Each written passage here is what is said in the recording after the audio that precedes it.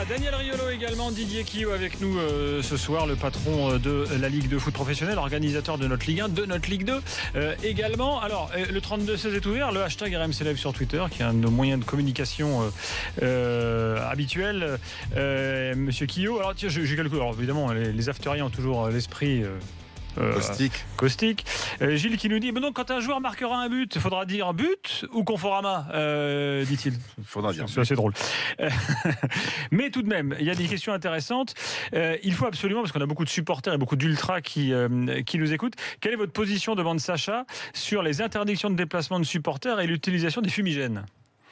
Les fumigènes, ils sont interdits et donc il n'y a aucune tolérance par rapport à l'utilisation des fumigènes. Certains demandent à pouvoir les utiliser avec des artificiers qui encadrent l'utilisation des fumigènes. Les fumigènes sont interdits, zéro tolérance, point.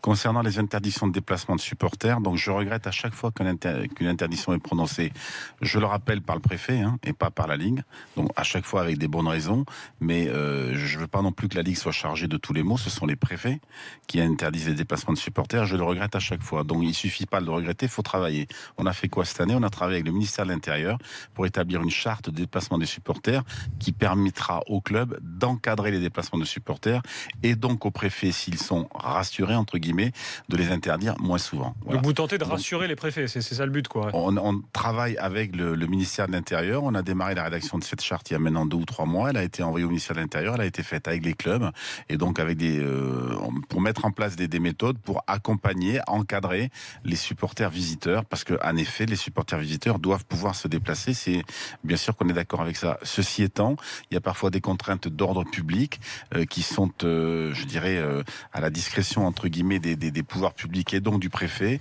et même si on le regrette à chaque fois, eh bien, nous sommes dans l'obligation de respecter ce que les pouvoirs publics décident. Et sur ce point, si on doit prendre un exemple qui avait fait beaucoup parler, pendant des années, beaucoup se sont plaints qu'au PSG, on ait mis les ultras dehors et qu'il y a eu des difficultés de ce côté-là. Finalement, après pas mal d'années, on a tout fait, en tout cas le club s'est battu pour qu'il revienne. Et ce qu'on voit aujourd'hui, qu'il y a des problèmes, qu'il y a des mecs qui repassent devant les flics, et que finalement, quand je vois que le club a fait un pas vers eux, que l'ambiance était plutôt pas mal au parc, revenu, que c'était agréable, et d'entendre qu'il y a plein de mecs qui sont impliqués dans plein d'histoires louches et tout, franchement, c'est à désespérer, quoi. Parce que après, les gars viennent dire il faut pas faire l'amalgame, on n'est pas tous comme ça. Et ben, c'est pénible, et très franchement, sur ce dossier-là, j'aimerais pas être à la place de ceux qui doivent gérer ces questions-là. Le supporterisme est un dossier important. Inextricable, c'est un dossier important, et il y a la solution qui est très simple, c'est de dire stop, parce que c'est facile. Ou la solution anglaise, c'était à la sélection par le fric, ce qu'on ne veut pas faire non plus. Mais c'est un dossier compliqué et dans lequel on n'est pas les seuls acteurs. Il y a les supporters eux-mêmes, il y a les clubs, parce que ce sont les clubs qui doivent gérer les supporters. Il y a les pouvoirs publics. PSG, c'est quand même incroyable. Le nombre de mecs je sais pas, il y a eu affaire de menaces de mort, enfin bref, de nouvelles gardes à vue. C'est terrible. Retenons que la Ligue n'est pas en dehors du jeu, c'est-à-dire que vous. Non, elle n'est pas en dehors du jeu, mais elle n'est pas seule dans le jeu. Elle n'est pas seule responsable. Je dirais même qu'elle n'est pas responsable des interdictions de déplacement. Principalement responsable, c'est une affaire de sorte de pouvoir public.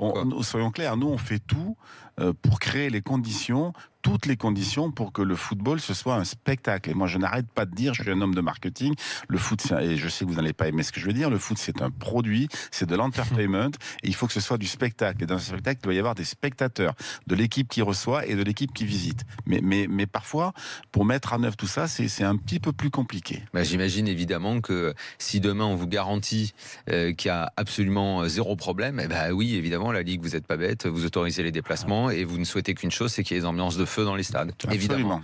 Voilà, ça c'est ce que veut la Ligue, alors que beaucoup pensent que justement vous êtes contre ça, ce qui est une aberration.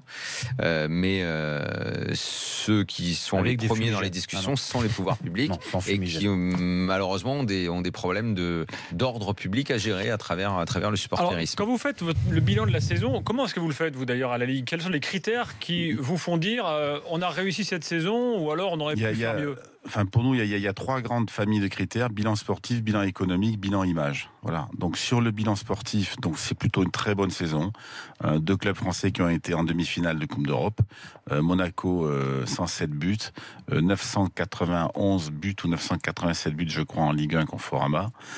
Près de 1000 buts, 970 buts en Domino's Donc, qualité Ligue 2. du terrain. Voilà. Donc, je veux dire, le jeu était là. Voilà, pas loin de 3 buts en moyenne par match. Donc, le jeu était là.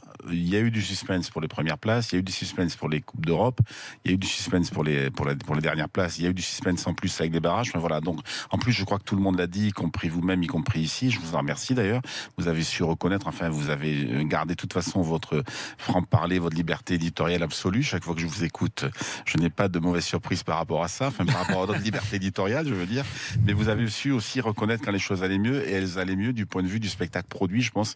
Et voilà. Et puis, on était tous très contents. Nous, on des ne faisait que champions. réclamer ça, attendre ça. On a eu 2 beaux champions, franchement, avec Monaco d'une part et Strasbourg d'autre part. Voilà. Donc au niveau sportif, c'est plutôt bien. On va encore travailler sur améliorer. Hein. Sur l'arbitrage, par exemple, voilà, il y a eu, une stat, moins de 18% de cartons rouges distribués, une augmentation de la durée effective du jeu.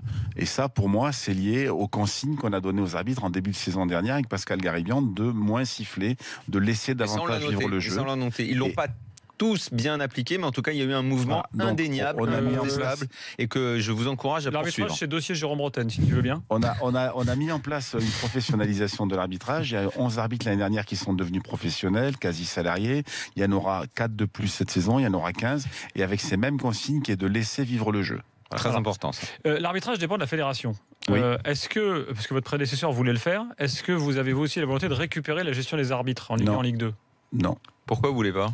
Parce que nous, on a une convention entre la Ligue et la Fédé. Les choses se passent très très bien avec Pascal Garibian, le patron de l'arbitrage. Donc je vois vraiment pas. Enfin, on a animé le séminaire des arbitres l'année dernière ensemble.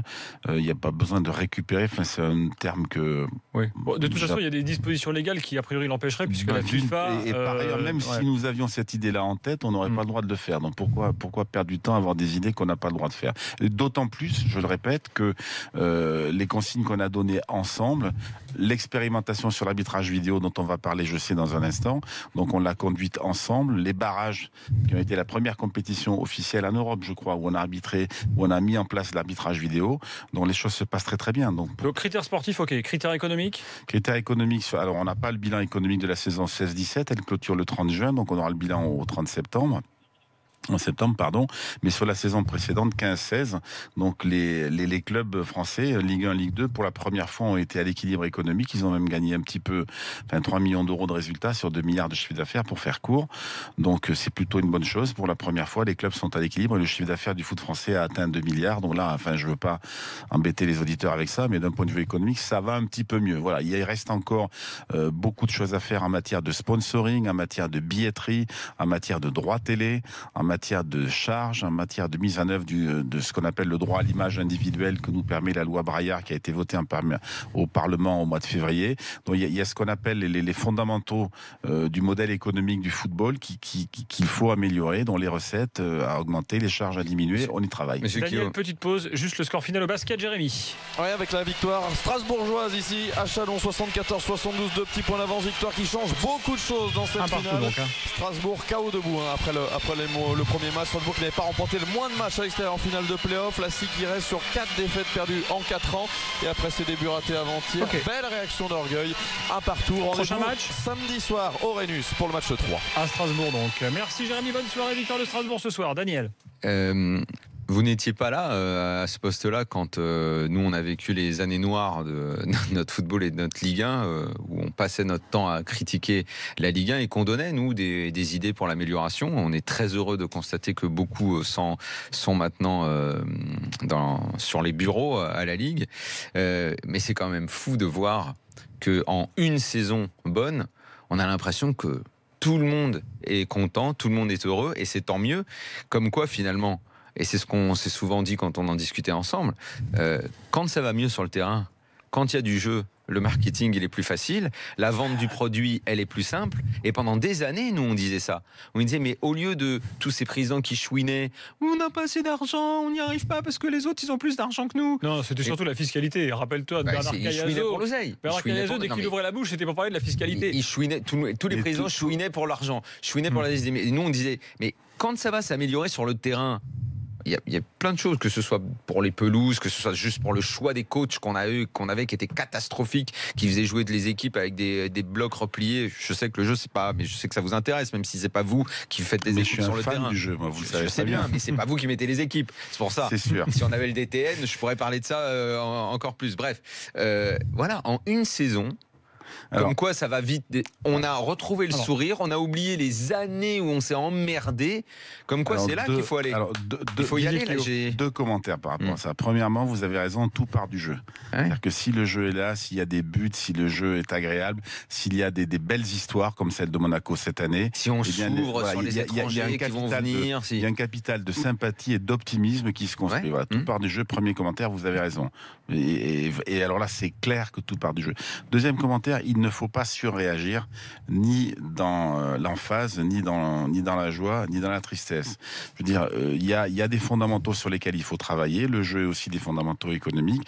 Quand les choses vont bien, il ne faut pas non plus en faire trop. Ça ne sert à rien de fanfaronner en disant tout va bien, tout va bien. Et il ne faut pas non plus en faire trop à la baisse, entre guillemets. Il faut essayer de garder une forme de... Vous avez un peu fanfaronné dans une interview à un média italien. Vous avez dit on va dépasser l'Italie. Oui, mais alors c'est ça, c'est un petit peu difficile. C'était un message pour quelques partenaires. Non, mais alors c'est très. Vous étiez très content dans cette interview. Non, alors c'est dans Tutto Sport samedi dernier. En effet, alors d'abord quand on parle avec un journaliste italien, on n'est pas toujours sûr d'être bien repris. Et moi, je ne relis pas les interviews que je fais. On le connaît bien, ce journaliste. Voilà, ça c'est le premier point. Et deuxième point, vous savez qu'il y a des enjeux importants en matière des droits télé de la Champions League. Ouais. Et je considère que, en particulier avec une maison que vous connaissez bien, SFR, qui a acheté les droits de la Champions League, qui les a achetés très cher. Donc nous sommes maintenant très clairement dans le top 2 ou le top 3 économique, donc c'est-à-dire le prix qui a été payé pour la Champions League dans chacun des pays, puisqu'elle a été vendue maintenant en Angleterre, en Allemagne, en Italie, en France et en Espagne. Et alors que dans le ranking UEFA, nous sommes 5e dans le ranking sportif, dans le ranking économique, on est, je pense qu'on doit être 3e, là, après 2e ou 3e, après les appels d'offres qu'il y a lieu. Et c'est une façon de mettre un petit peu de pression, entre guillemets, sur l'Italie, d'une part, l'UEFA, d'autre part, pour dire que la France, c'est aussi un opérateur, en l'occurrence SFR, qui est capable d'acheter la Champions League très cher, et qu'il faut que tout ça profite au football français. Vous avez donc on mériterait peut-être 4 clubs aussi. Non mais voilà, c'est ce que j'allais dire. Là-dessus, vous avez absolument raison, parce que c'est votre rôle. C'était ça le message subliminal de mon interview, en disant que la Ligue 1 va mieux et a des beaux clubs. Mais c'est ce que j'allais vous dire, en fait. Non seulement vous avez raison, parce que l'un de vos rôles, c'est de promouvoir notre championnat quand il est aussi bon qu'il l'a été cette année, mais ça va être vachement dur de revenir sur l'énorme boulette qui a été faite, c'était quand, l'année dernière, là, comme on s'est fait enfler, et je le dis par Jean-Michel Aulas, sur cette affaire des gros concats de clubs, et que nous, l'UEFA, là, et que nous on a signé, et que nous, bêtement, on a signé les yeux fermés. Oh, on fera jamais mieux que 2+1, et on a signé bêtement. Là, il faut le dire que c'est une erreur, ça, quand même. Je ne voudrais pas m'entraîner sur ce terrain, Daniel. Moi, aujourd'hui, je travaille pour la réforme sur le cycle 21-24, donc au niveau des ligues européennes, au niveau des clubs au sein de l'ECA, avec la Fédération française de football. Pas plus tard que demain, j'ai une réunion avec Florence Ardouin sur le sujet, la DG de la Fédé. Donc on travaille ensemble. Elle y était d'ailleurs à cette fameuse réunion. Non, elle n'était pas là le jour où ça a été voté. Ah, c'est peut-être pour ça.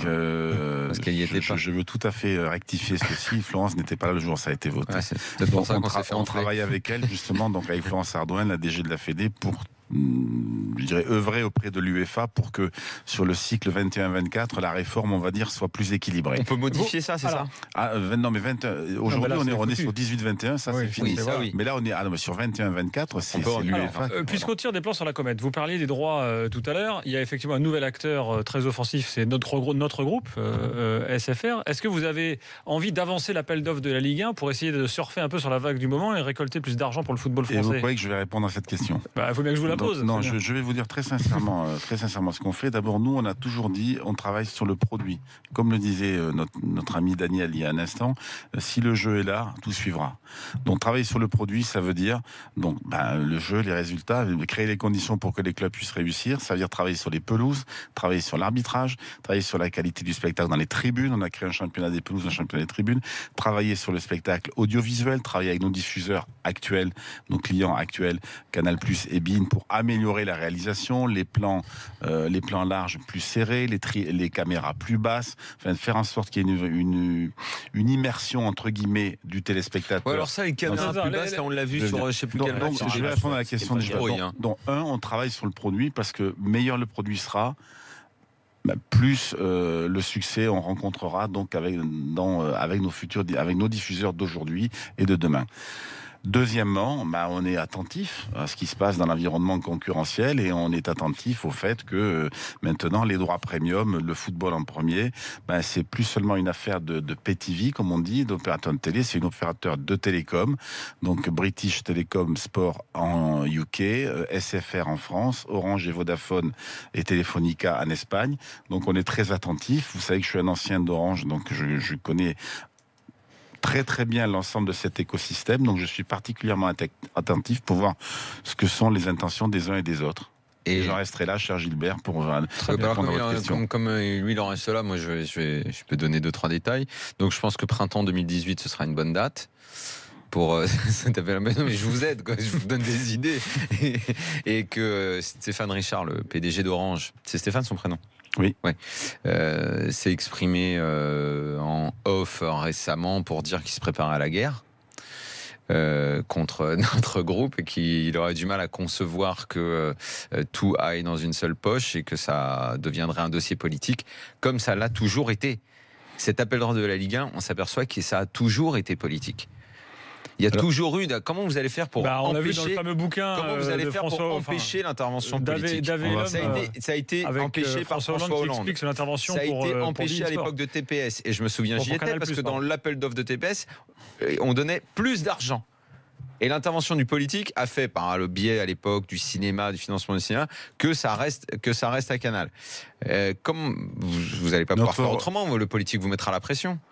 Notre rôle, c'est... Stéphane Richard, il a dit, vous le connaissez bien en plus. Je le connais bien, j'ai lu ses déclarations. J'ai pas trahi sa pensée, c'est à peu près ça. Je crois que c'est ce qu'il a dit. D'abord, je répète, nous, il faut que le produit soit le meilleur possible. Donc nous, on va travailler sur ce qui dépend de nous. Ce qui dépend de nous, c'est améliorer le produit. 1. 2, ce qui dépend de nous, c'est le calendrier. Et je répondrai évidemment pas ce soir sur le calendrier. 3, ce qui dépend de nous, c'est ce qu'on appelle le lotissement. Donc le nombre de lots qu'on fera.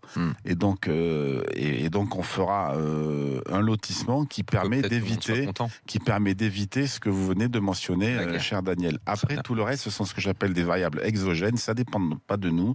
Ils seront la guerre, ils seront pas la guerre. Voilà. Donc nous, on va travailler sur ce qui dépend. Mais si vous pouvez l'éviter avec la répartition des lots, c'est bien aussi. Et puis quant aux interventions politiques, voilà, donc je ne crois pas. Je suis très serein par rapport à ça. Oui, mais il y en a toujours très serein.